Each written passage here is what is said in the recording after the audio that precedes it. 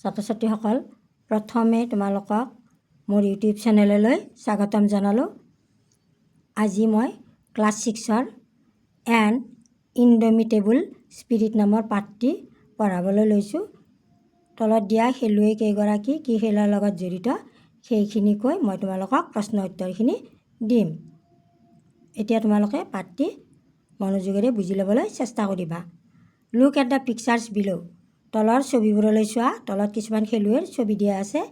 The people in the pictures R all great Indian sports person. এই যিবিলাক মানুহ দিয়া আছে, মানুহৰ ছবি দিয়া আছে, তেওঁলোক আটাইয়ে ভাৰতৰ ডাঙৰ খেলুৱৈ। একোগৰাকী প্ৰত্যেকেই ভাৰতৰ ডাঙৰ খেলুৱৈ। Match their pictures with the sports they are associated with. ইয়াত তেওঁলোক কি খেলৰ লগত জড়িত মিলাব দিছে। খেলবিলাকৰ নাম দিয়া আছে আৰু তেওঁলোকক দিয়া আছে ওলোটা সাল সলনিকৈ দিয়া আছে। তোমালোকে কি খেলৰ লগত জড়িত মিলাই ল'ব লাগে। প্ৰথমগৰাকী হৈছে লাভলীনা বৰগোহাঁই। তেওঁ বক্সিং খেলৰ লগত জড়িত। মই আস্তানি মিলাই দিছোঁ। তেওঁ বক্সিং খেলৰ লগত জড়িত। দ্বিতীয়গৰাকী নীৰজ চোপ্ৰা। তেওঁ জাভলিন থ্ৰ'ৰ লগত জড়িত। তেওঁ জাভলিন থ্ৰ' খেলে। তৃতীয়গৰাকীৰ নাম এইগৰাকী দীপা মালিক। তেওঁ পেৰা এথলেটিক্স। শচীন তেণ্ডুলকাৰ। এগৰাকী শচীন তেণ্ডুলকাৰ। তেওঁ ক্ৰিকেট খেলৰ লগত জড়িত। তাৰ পিছৰগৰাকী হ'ল পুলেলা গোপীচান্দ। তেওঁ বেডমিণ্টন খেলৰ লগত জড়িত। আৰু আটাইতকৈ শেষৰগৰাকী হৈছে বাইচুং ভুটিয়া। তেওঁ ফুটবল খেলৰ লগত জড়িত। অৰ্থাৎ তেওঁলোক কি খেলৰ লগত জড়িত হৈ নিজকে বিখ্যাত কৰিব পাৰিছে সেইখিনি খেলৰ লগত ইয়াত পৰিচয় কৰি দিয়া হ'ল। মই আস্তানি মিলাই লৈছোঁ। তোমালোকে তেনেধৰণে মনত ৰাখিবা এইখিনি। তাৰপিছত চোৱা, who is your favourite sports personality. তোমালোকৰ ইয়াৰ ভিতৰতে কোনগৰাকী ভাল লগা খেলুৱৈ। Say a few lines about her him or about any sports personality. তোমালোকে যিকোনো এজনৰ বিষয়ে কিছু জানি ল'বা। এতিয়া এক্টিভিটিলৈ আহিছোঁ। Let's find out how much we have understood. অৰ্থাৎ আমি পাঠটো পঢ়ি কি বুজি পালোঁ সেইখিনি কথা ইয়াৰ তলত কিছুমান কুৱেশ্যন দিয়া আছে। সেইবিলাক কুৱেশ্যনৰ এনচাৰ কৰি আমি দেখুৱাম কি বুজি পালোঁ সেই বিষয়ে। Put a tick on the correct option. ইয়াত একোটা চেণ্টেন্সৰ বিপৰীতে কেইবাটাও কাৰেক্ট অপশ্যন দিছে। তাৰ ভিতৰত যিটো কাৰেক্ট অৰ্থাৎ শুদ্ধ সেইটো আমি চিন দিব লাগে। এই নম্বৰত দিছে Anamika Pegu was encouraged to take up adaptive running by. ইয়াতে 4টা অপশ্যন দিছে। তাৰ ভিতৰত হ'ব ৰনেন পাটৰটো শুদ্ধ। অনামিকা পেগু ৰনেন পাটৰৰ দ্বাৰা উৎসাহিত হৈছিল, এনকাৰেজ কৰিছিল অনামিকা পেগুক। সেইটো ৰনেন পাটৰ। তাৰপিছত বি নম্বৰত আছে Anamika Pegu started running at. Anamika পেগুৱে কেতিয়াৰ পৰা দৌৰিবলৈ আৰম্ভ কৰিছিল। ইয়াতে 4টা অপশ্যন দিছে। তাৰ ভিতৰত 12টো হ'ব শুদ্ধ। অৰ্থাৎ 12 বছৰৰ পৰা তেওঁ দৌৰিবলৈ আৰম্ভ কৰিছিল। চি নম্বৰত দিয়া আছে India's first women para athletes to win a Paralympic medal is. ইণ্ডিয়াৰ প্ৰথমগৰাকী পেৰা এথলিট যিয়ে পেৰালিম্পিকত মেডেল পাইছিল। অৰ্থাৎ মেডেল পাইছিল। কোনে পাইছিল? দীপা মালিকে। 1 নম্বৰটো হ'ব কাৰেক্ট এনচাৰ। অপশ্যন 4টাৰ ভিতৰত দীপা মালিকটো হ'ব শুদ্ধ। তাৰপিছত 2 নম্বৰত দিয়া আছে অনামিকা পেগু অন। অনামিকা পেগুৱে অন মানে হ'ল জয়লাভ কৰিছিল বা জিকিছিল। অনামিকা পেগু কি খেলত জিকিছিল? ইয়াতে হ'ব 2 নম্বৰটো দ্য ষ্টেট স্পৰ্টছ এৱাৰ্ড। তেওঁ কি এৱাৰ্ড জিকিছিল? ষ্টেট স্পৰ্টছ এৱাৰ্ডটো জয় কৰিছিল। অৰ্থাৎ ইয়াত জয় কৰা winner past tense on. State sports award তেওঁ জয় কৰিছিল। তাৰপিছত 2 number answer the following questions orally. ইয়াতে তলৰ কুৱেশ্যন, এইবিলাক কুৱেশ্যন দিয়া আছে। এই কুৱেশ্যনবিলাক মৌখিকভাৱে উত্তৰ দিব দিছে। মই লিখি আনিছোঁ, তোমালোকক সেইমতে দিম, তোমালোকে লিখি ল'ব পাৰিবা।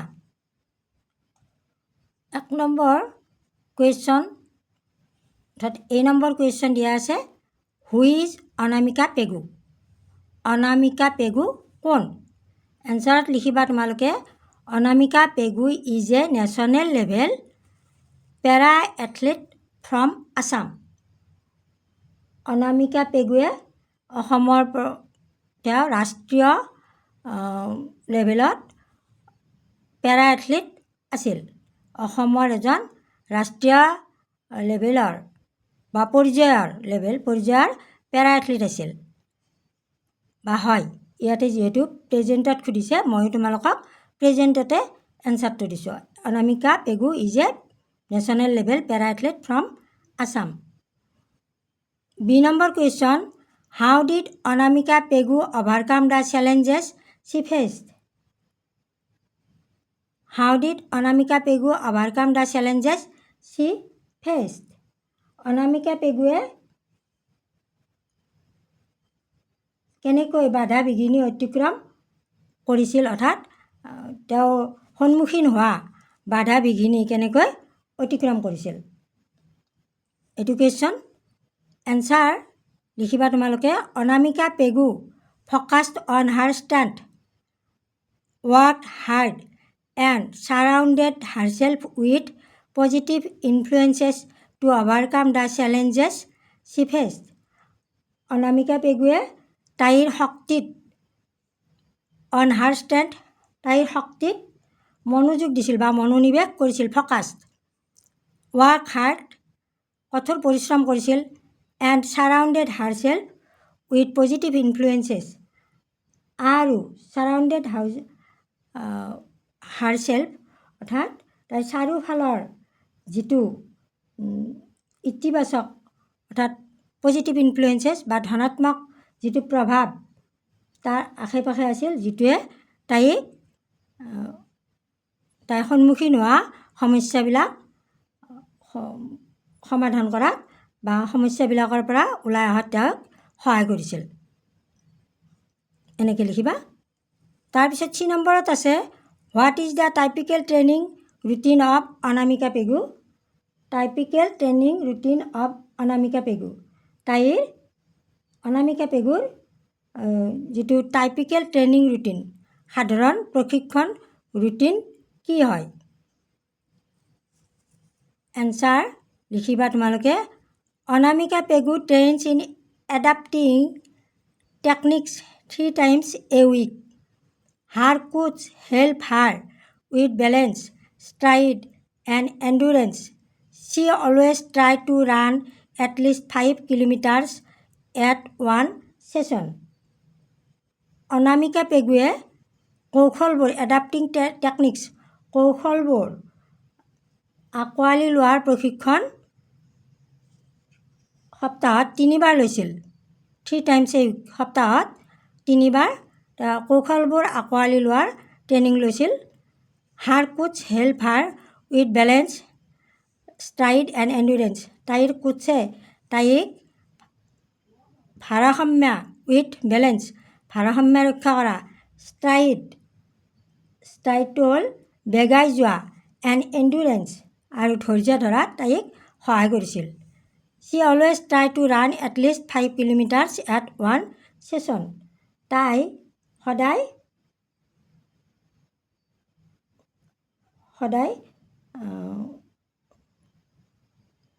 দৌৰিবলৈ 5 কিলোমিটাৰ, এটা সময়ত তাই সদায় 5 কিলোমিটাৰ, কমেও 5 কিলোমিটাৰ দৌৰিছিল।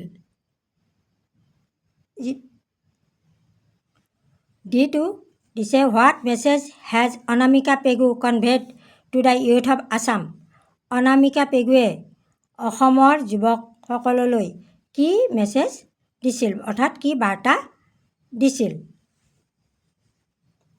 এনচাৰত লিখিবা Anamika Pegu has conveyed to the youth of Assam is believe in yourself, set and pursue your dreams, please chase your passion.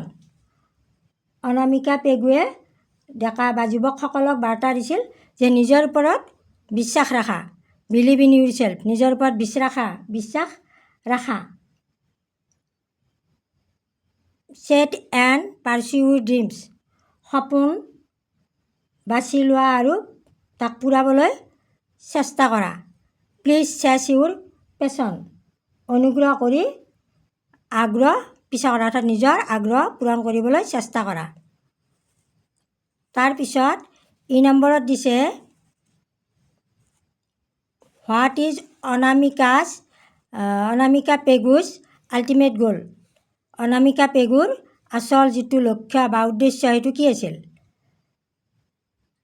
Answer Anamika Pegu's ultimate goal is to represent India in international competitions. Anamika পেগুৰ আচল যিটো উদ্দেশ্য বা লক্ষ্য আছিল সেইটো হ'ল তেওঁ ইণ্ডিয়াক আন্তঃৰাষ্ট্ৰীয় পৰ্যায়ত প্ৰতিনিধিত্ব কৰা বা আন্তঃৰাষ্ট্ৰীয় প্ৰতিযোগিতাত ভাৰতক প্ৰতিনিধিত্ব কৰা, ৰিপ্ৰেজেণ্ট কৰাটো অনামিকা পেগুৰ আচল লক্ষ্য আছিল। তাৰপিছত 3 নম্বৰত আছে মেটছ দ্য ফল'য়িং। ইয়াতে এইফালে আছে খেলুৱৈকেইগৰাকীৰ নাম, তেওঁলোকে কি কৰি ভাল পাইছিল বা কি কৰি তেওঁলোক বিখ্যাত হৈছিল সেইটো। 1 নম্বৰত অনামিকা পেগু আছে, তেওঁ অনামিকা পেগু এ পেৰা এথলীট, মই মিলাই দিছোঁ এ পেৰা এথলীট, এইটো হ'ব অনামিকা পেগু। 2 নম্বৰত দীপা মালিক হ'ব দীপা মালিক এ পেৰালিম্পিক মেডেল উইনাৰ, দীপা মালিকে পেৰালিম্পিকত মেডেল জয় কৰিছিল। তাৰপিছত সুনীল গগৈ হ'ব এইটো a correspondent of a sports channel. তাৰপিছত ৰনেন পাটৰ, তেওঁ হ'ব এ ফিজিকেল থেৰাপিষ্ট, মই এইখিনি মিলাই দিছোঁ, তোমালোকে তেনেধৰণে কৰিবা, এইটো এ ফিজিকেল থেৰাপিষ্ট। তাৰপিছত 4 নম্বৰ আছে right a few qualities of Anamika Pegu. Anamika পেগুৰ কিছুমান গুণ আছিল যাৰ সহায়ত তেওঁ আগুৱাই গৈছিল, সেই গুণবিলাক কি আছিল? ইয়াতে এইবিলাক খালী ঠাইত মই লিখি দিছোঁ গ্ৰেটফুল, ইয়াতে হাৰ্ডৱাৰ্ক, কনফিডেণ্ট, ডিচিপ্লিন আৰু এইটো হ'ব ফ'কাছড। এইখিনি অনামিকা পেগুৰ গুণ আছিল। এইবাৰ বি নম্বৰ আছে now write 3 sentences using any 3 words you have listed. আমি যে অনামিকা পেগুৰ কেইটামান কোৱালিটি অৰ্থাৎ গুণৰ কথা ক'লোঁ, তাৰে 3টা ৱৰ্ডেৰে 3টা চেণ্টেঞ্চ লিখিব কৈছে। মই লিখি দিছোঁ grateful, I am grateful to my teacher, মই ইয়াতে সহজকৈ লিখি দিছোঁ, তোমালোকে এনেকৈ লিখিব পাৰিবা নাইবা বেলেগকৈও লিখিব পাৰিবা। Hard work, Anamika Pegu was a hardworking women. Discipline, she always maintain discipline. এই 3টা লিখি দিলোঁ, তোমালোকে অন্যও লিখিব পাৰিবা। 5 নম্বৰত আছে read the following phrases with their meanings. ইয়াতে ফ্ৰেজবিলাক দিছে আৰু এইফালে মিনিংবিলাক দিছে, মিলাই দিছে, মই পঢ়ি দিছোঁ, মিলোৱাই আছে ইয়াতে সুন্দৰকৈ। এ গ্ৰেট ফিট, এইটো আছে something difficult needing a lot of skill, strength, courage etcetera. A rising star, মিলালে হ'ব এইটোৱে, মিলাই দিছে।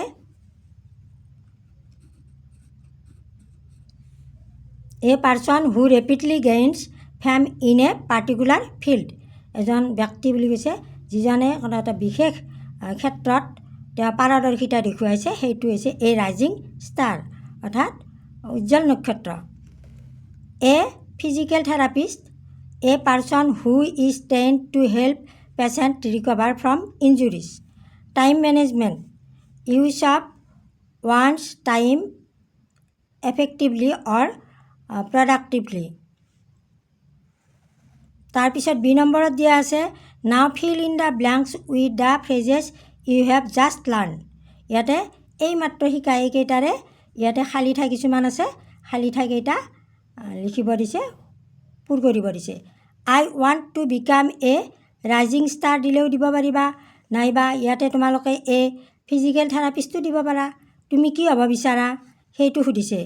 I want to become a rising star দিছোঁ মই। তাৰপিছত 2 নম্বৰত দিছে the state athletes championship showcased many a great feat, এইটো লিখিবা। তাৰপিছত 3 নম্বৰটো দিছে এখানে খালী ঠাইত হ'ব টাইম মেনেজমেণ্ট। টাইম মেনেজমেণ্ট ইয়াতে এইটো ৰৈ গৈছিল। Time management help him complete the টেক্স ইন মাইণ্ড।